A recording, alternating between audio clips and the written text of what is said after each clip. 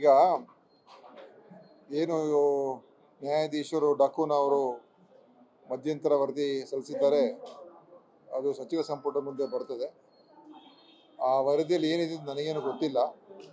ಆದ್ದರಿಂದ ಅದು ಇವತ್ತು ನಮ್ಮ ವರದಿ ಅದು ಸಬ್ಮಿಟ್ ಆದಮೇಲೆ ಅದ್ರ ಬಗ್ಗೆ ಏನು ಅಂತ ತಿಳ್ಕೊಳ್ಬೇಕಾದ್ರೆ ಮುಂದೆ ಮಾತಾಡ್ಬೋದು. ಅದೇ ಅದನ್ನು ಪ್ಲೇಸ್ ಮಾಡ್ತಾ ಇದ್ದಾರೆ ಅಂತ ಕಾಣುತ್ತೆ ಇವತ್ತು.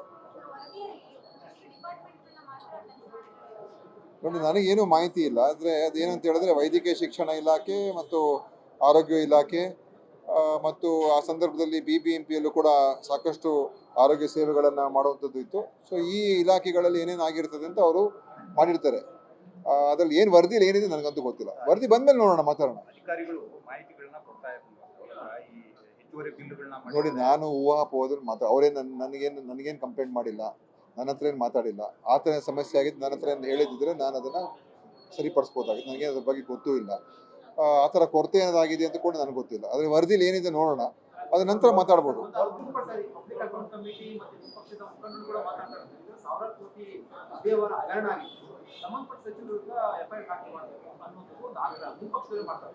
ಸಂಬಂಧಪಟ್ಟ ಸಚಿವರ ಹತ್ರ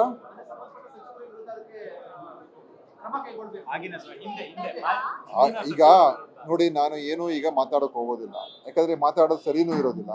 ಆ ವರದಿಯಲ್ಲಿ ಏನು ಹೇಳಿರ್ತಾರೆ, ಏನಿದೆ, ಇದು ಮಧ್ಯಂತರ ವರದಿ ಬೇರೆ, ಅವ್ರಿಗೆ ಇನ್ನೂ ಕೂಡ ಸಮಯ ಕೇಳಿದ್ದಾರೆ. ಆ ಅಂತಿಮ ವರದಿಯಲ್ಲಿ ಏನೇನು ಬರುತ್ತೆ ನೋಡೋಣ.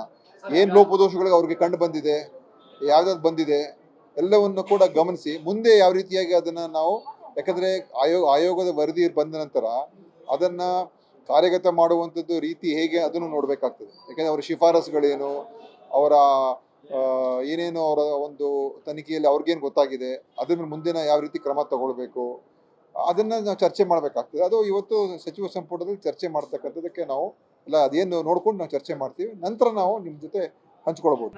ಅದು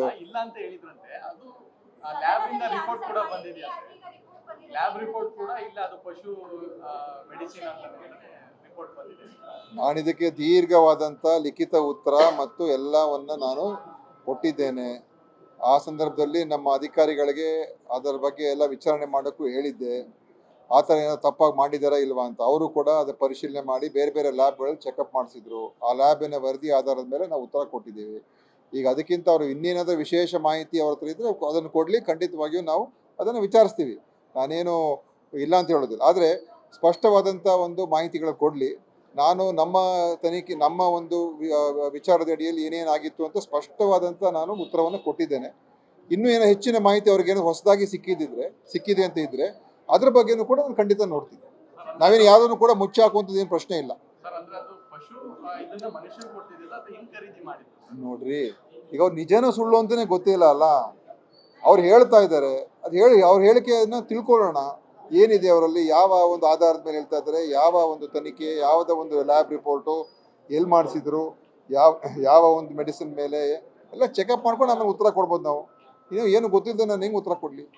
ಬಟ್ ನಾವು ಯಾವುದನ್ನು ಮುಚ್ಚಾಕೋದು ಪ್ರಶ್ನೆ ಇಲ್ಲ. ಅವ್ರು ಏನಾದ್ರು ನಿಜವಾದಂಥ ಆ ರೀತಿ ಏನಾದ್ರು ಆಗಿದೆ ಅಂತ ಇದ್ದರೆ ಖಂಡಿತವಾಗಿ ನಾವು ಏನೇನು ಕ್ರಮಗಳು ತಗೋಬೇಕು ಅದೆಲ್ಲ ತಗೊಳ್ತೀವಿ. ಗ್ಯಾರಂಟಿ ನ್ಯೂಸ್, ಸುದ್ದಿ ಖಚಿತ, ನ್ಯಾಯ ನಿಶ್ಚಿತ.